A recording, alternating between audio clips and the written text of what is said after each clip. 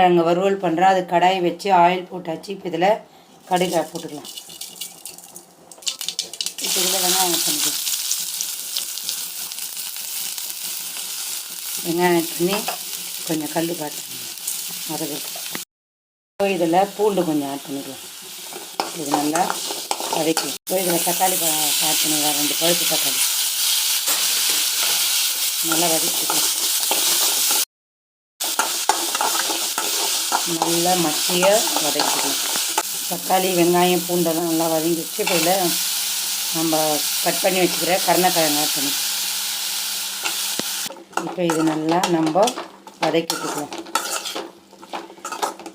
கருணக்கிழங்கு எப்போவுமே கொஞ்சம் காரில் எடுக்கும். அதுக்காக லைட் ஒரு குட்டி புளி ஊற வச்சுருக்கேன். அதை கொஞ்சம் ஆட் பண்ணிங்கன்னா அந்த காரில் தன்மை இருக்காது.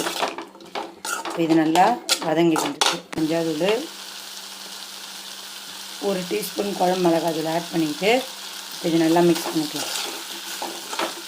இது இந்த ஆயில் கொஞ்சம் வதக்கிடலாம். கொஞ்சம் ஆட் பண்ணிக்கலாண்ணே, கொஞ்சோண்டு ரொம்ப வேணாம், போதும். இப்போ இதை ஆட் பண்ணியாச்சு. மிக்ஸ் பண்ணி வச்சுட்டு ஒரு 1 டம்ளர் தண்ணி ஊற்றிக்கலாம். இப்போ இதை மூடிட்டு இது நல்லா வேகட்டும். கருணக்கிழங்கு வறுவல் ரெடி ஆகிடுச்சு.